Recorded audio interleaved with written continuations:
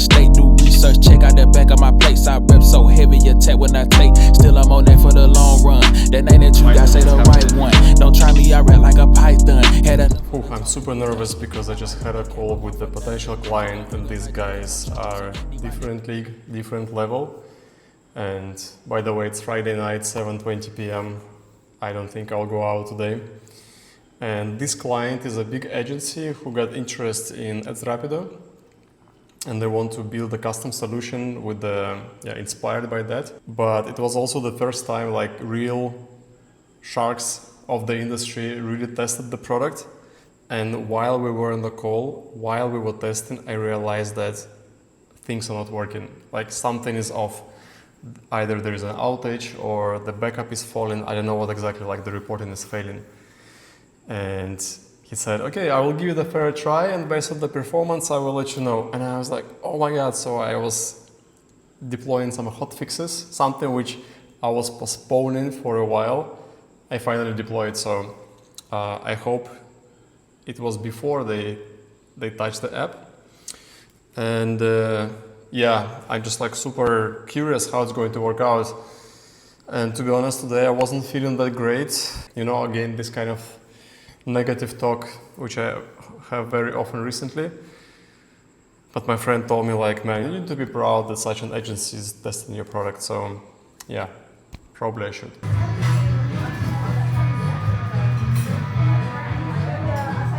Today is a very rainy morning here in Bali. It's early morning now, 8:30, but I woke up at 6. I've been already working for a couple of hours. What I'm doing today is I'm preparing a pitch deck for Rapido, because last week I applied for accelerator, startup accelerator in Singapore called Antler, with this idea, and they reached out to me back and asked for a pitch deck. So it's a kind of urgent task. I need to do it right now. It's also a very good exercise for me to iterate on the vision. It's to iterate on the next steps, but also to showcase what's already there.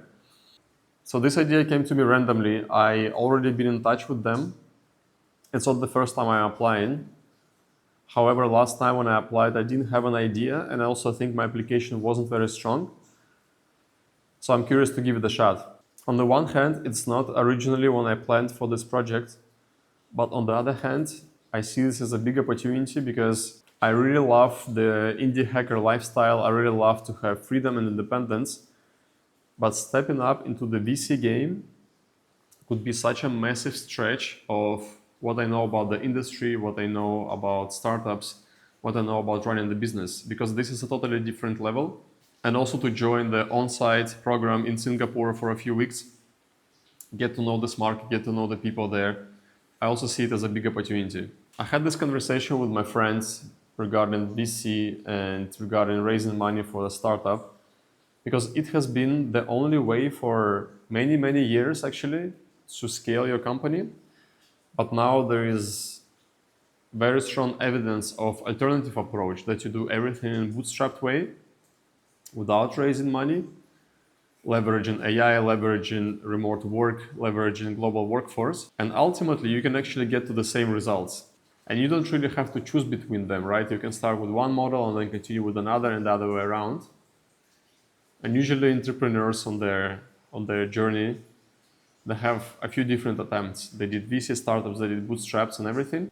However, as I mentioned many times, I see myself in this life stage of planting seeds. I need to be as open-minded as possible and explore as many opportunities as possible and see what works. Not to attach to some specific vision, but rather try here, try there. And in the worst case, it's always an amazing feedback.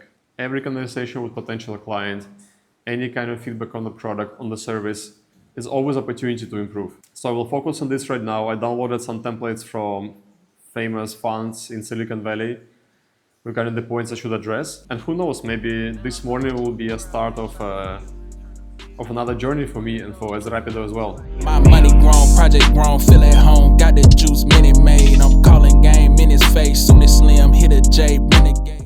It's 9 a.m. I already had 2 calls. Today I started very early from 7 a.m. until now. 2 calls with potential clients. sounds promising. Let's see. The best part is that both of them were like very well aware about what's possible, about the technology and everything. So yeah, as I said in my previous video, I like to do sales calls. They give me a lot of energy, a lot of feedback, but I also love to close them, not just have them. From these juniors yet, I never even claimed that we was cool. Really, I was just playing it by the rules. Still moving like I ain't got nothing to lose. But most of them won't know until I show them, and that's why I just try and keep it smooth. Did it all of my prior just to prove that I can make it all real. Right now, I'm going to meet with my project manager for the hotel which I'm building. And also we're going to sign the contract with the builder, the construction company who will take care of everything and who will bring this idea of mine to reality. We've been talking back and forth for quite a while, but I'm excited to finally meet the person, meet the owner. And yeah, basically we agreed that we're going to start on the 1st of March. First we're going to clean the land, and then, yeah, step by step. Estimated timeline for the project is to be completed by the end of October. So it means that next Christmas season we will already have first guests. This builder is very legit, so I have high confidence and I also trust my project manager. And on the one hand, I'm very happy about this because finally all these months of planning are going to visualize, they are going to become reality. On the other hand, it puts me to even higher financial stress than I'm now, which means I need to sit down, do the spreadsheet again and do some calculations, some forecasting, but we'll talk about this later. There's another thought I want to quickly share with you. I've been talking with my friends about one question which I ask myself quite often on my retrospectives is which decision I would take or which thing I would regret in 10 years from now. And to be honest, I don't have this kind of mindset to have regrets. I think every single experience which we have makes us who we are. But there is one thing which I cannot ignore. And I think when I'm 42, something which I would regret is not to have enough cash to invest into real estate here in Indonesia. Because I see this opportunity as a really big one. And also the fact that I'm here and the fact that I'm already started doing this helps a lot. It's very different for the people who don't live here and who never tried this before. So I wish I had more cash to plant the seeds for the future, not necessarily build, but also just invest. And that puts a lot of pressure on my shoulders. And I think like, okay, I need to work even harder. I need to earn more money so I can invest this money here while I'm young, while I'm here, while I don't have like much responsibilities like my family. But on the other hand, I also believe I put enough pressure and it couldn't be more. Who knows, maybe in 10 years I'll regret that I put too much pressure on myself.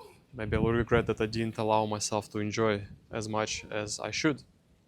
Who knows, there's only one way to find out. I think in 10 years this channel will be way bigger, so we'll see. Hey.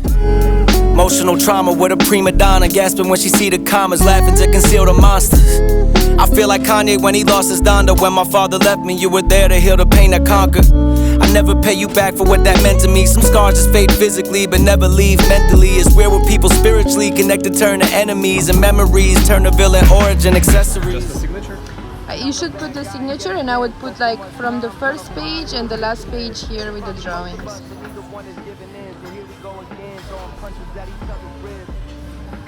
It's happening. And you should sign the planning too, and these drawings first and the last page, just so we agree on the design. Yeah. So excited. Yeah, me too. And I'm happy That's my that day. I'm happy with my you team need to also. find a name for your project. I need maybe leave a comment, you know, maybe viewers can leave a comment and recommend the name. You already seen the project? By the way, the person who holds the camera designed the project. These hands are made of gold. And these too.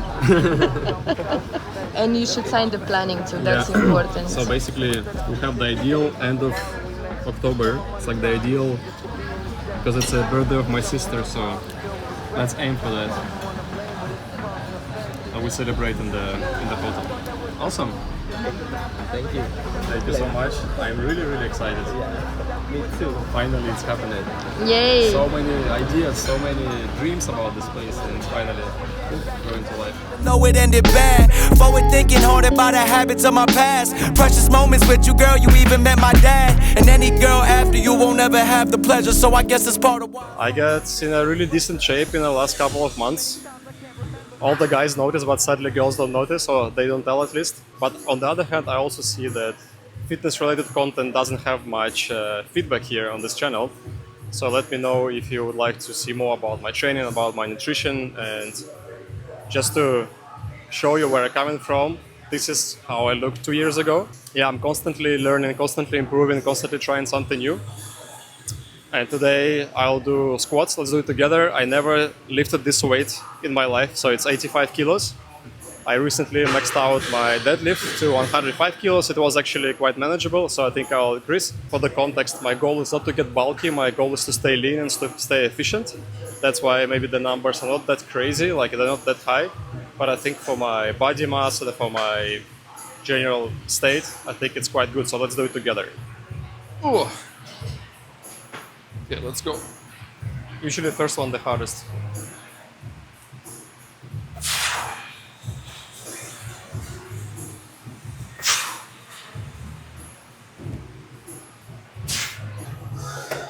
Woo. My main principle in training, especially weightlifting, is not to get injured. I learned it from Arnold Schwarzenegger. So the mindset that I want to train my whole life. I want to train until I die, constantly evolve, constantly improve. So that's why the worst thing for me is to actually skip the training due to some injury. That's why I'm very conservative in my approach. I don't lift any weight which put me to tremendous stress. I challenge myself a little bit, but my main goal is to train every day. So that's why I always conservative when it comes to weights. Sometimes I think maybe I should become a fitness trainer, because I think fitness is the only thing in life I kind of figured out, at least so far. So maybe I should change to something which comes naturally, rather than pushing all the time for something which I think will make me rich. Or my other idea is to still build apps and apply AI, but in the next wave of health industry, like health and wellness, I think this would be an amazing combination of my passion and skills. I just was on a call and I got an email from this accelerator where I applied. And the emails had a title, "Thank you for applying," which means I got rejected again for the second time. It's not really a big deal, but I'm just tired of 100% rejection rate in everything I do. And really not a big deal. I wasn't even sure I wanted, but just another moment to reflect on what I'm doing. To be honest, this rejection news hit me kind of hard yesterday. I was very, very upset. Not because I wanted to go there, but because I wanted to have some recognition for my work. I wanted to get some positive feedback. And yeah, this is one of the parts of building a business, that there are sometimes, in my case, years of hard work without much recognition and payoff. And the only thing which is left is hope that one day it will come. There is a famous quote from Lenin that there are decades when nothing is happening, and then there are weeks when decades are happening. I constantly remind myself about this, that sometimes big changes in life and also big abundance in life doesn't need much time. Things happen very fast. But then like another week passes and another week passes, so I hope that maybe next week the decades will happen. Let's see. Every time when I feel a little bit down, I take this opportunity to learn from experience and to reflect again. So today I freed up the whole morning. I didn't go surfing, so I decided to just sit down and ask myself again, am I really leveraging my unique abilities? Am I in my flow zone? Am I operating on the highest frequencies? And the answer is no. Like, what I'm doing doesn't fire me up from the inside. And I learned from my experience that the strategy to outwork everyone, outsmart everyone is not really working that well for me. I will take time this weekend to really iterate on this again. And I do this a lot on this channel, but I just want to share with you guys that every single plan which I make is changing like 1 week later, because that's life, you know. I'm listening to myself, I'm listening to the market, I see what resonates, and yeah, I have to learn, I have to roll the sleeves and try again, start over. And this would be a great transition to some business updates which I wanted to share. For my automation services, I presented the funnel in one of the last videos to experiment with different lead magnets and see how it goes. It doesn't work. So I sent over like 1,000 emails since then to 2 different niches. And these exact lead magnets which I built like a scorecard. It has absolutely 0 feedback. And the outreach channel which is somehow working for me is LinkedIn. So I think I'll need to double down on that. I have a few clients in pipeline. I might close one today. Just need to prepare the proposal. I just need to prepare and send the offer. And that's basically it. I'm definitely behind my goals when it comes to sales calls. But it's still early. I still have 2 weeks in February. And for as Rapido, I get Google verified. So it means authentication with Google works without any limits. I'm slowly, step by step, onboarding first users and collecting first feedback. Maybe the most interesting finding is that people kind of ignore my instructions and they go straight to the analysis without customizing the prompts first. So I want to update UI to make it very, very, very clear. So that's what I was doing. Again, the strategy which works for me is LinkedIn DM and just cold outreach on LinkedIn. But also, while I was reflecting today, I think I might be moving too slow. In order to succeed in this game, you need to move faster, iterate faster. And I'm kind of postponing my product hunt launch for the future. And I think, okay, I'll just set up the date and spend maybe 1 month preparing for that. So if I have a date for product hunt launch, it means that I will have this hard deadline. It means the product needs to be in a very good shape. All the feedback from users should be incorporated. And also the audience should be warmed up. So I decided, okay, once I make a proposal for the client, then I set up in 1 month, I'm launching Product Hunt, and I will share the progress here on the YouTube of how it goes and also the results. And the third thing, I put the dust out of my ideas list. I think as every entrepreneur will have this like long list of ideas on what could be the next step. And for me, ideal next step will be the one which I don't need to promote, like something which I live and breathe. And now I'm doing some thought exercise. How can I combine my passion and my personality in my next product, which doesn't need advertisement? Like I will be the walking advertisement. These are the business updates. As you might see, nothing comes easy, but I'm optimistic. And what I'm happy about is that YouTube gives me a lot of joy. Sharing my journey, putting myself out there, being consistent, getting inspiration from others. That's something which cheers me up for sure in these moments which are kind of difficult. So thank you guys.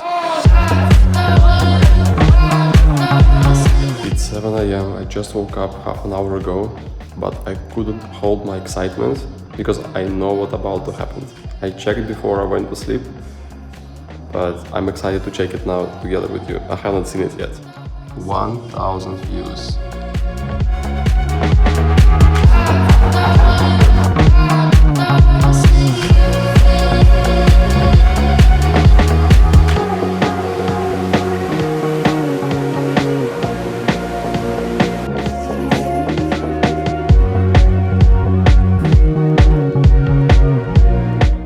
Getting first 1,000 views, it's a solid checkpoint on my YouTube journey, which by the way, I love and I'm obsessed with. There are 2 rules, or rather 2 thoughts I would like to share with you, which I find extremely helpful for me. So rule number 1 is to choose your league. Your league are other creators or YouTubers who you want to be associated with when it comes to quality of your content. There are a lot of creators on YouTube who are experimenting, they're trying to find their own way, but there are some who already figured it out. There are creators who serve as inspiration for everyone else, including myself, when it comes to highest quality of production. Their stories are very engaging, their filming is cinematic, and every single video feels like a Netflix show or a movie. I found this idea on Gosha's channel, and I find it very, very helpful because my initial approach was to keep experimenting until I find out what clicks, and also until I kind of carefully and amateurishly come to the higher quality of my content. What Gosha says is to define your standards from the very beginning. And if eventually I want to be on the same stage with top creators on YouTube, I need to set my quality standards from the very start. This is what he did, and this is also what I want to do. Because long run, I see myself and the top creators on my niche. So why would I not insist on the highest standards from the very beginning? So yeah, I sit down and choose my league. I think many of these people you already know, but this is the level of production and also the quality of the content which I'm aiming to hit, because I want to be in the same stage with them. And the second rule is rule of 100, which I got from Mr. Beast. You probably know Mr. Beast is the most successful YouTuber in history. And there is a story about this rule. So people often come to Mr. Beast and ask him how to be successful on YouTube. And he says, go and make 100 videos. Because if you've done 100 videos, you wouldn't come to me, you would already know. But it's not only about making 100 videos, it's about making every next video 1% better. That's why after publishing a video, I'm trying to learn from this experience. Some videos are more successful than others. I see what people resonate with, I see when engagement drops, I see what works, what doesn't. And it's another reminder that YouTube is a very long-term game. So it's not enough just to make 100 videos, it's important to iterate and also make each next video 1% better. Today is a big party, like a social event from my gym. So let's see, to see people not sweating, but rather in swimming suits in the beach club.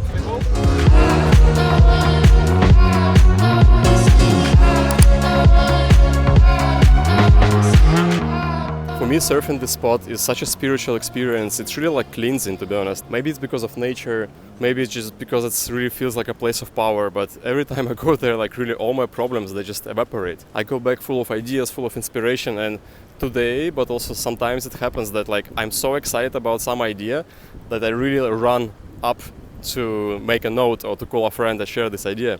I know this place does magic to me, and I think I should come here way more often. And in general, guys, like last 2 weeks I was feeling like shit, really. I didn't close any new clients, the progress on my goals goes way slower than I expected. I got this rejection from Antler, and I took it really, really hard. You could probably see it from my emotions. And when I come here, I think like, it's not that bad.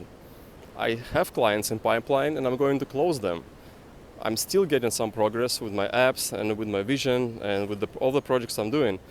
And yeah, I got the rejection, but it's okay because I did this exercise, Pyramid of Clarity, early this year.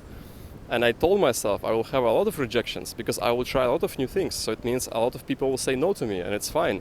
And it's a learning process, and it's a learning curve, which takes a bit of time. It's going to be slow in the beginning, but then it's going to be like a hockey stick. And yesterday I spent the whole evening with my friend just brainstorming about business ideas and thinking about which technology to use and sharing some excitement about that.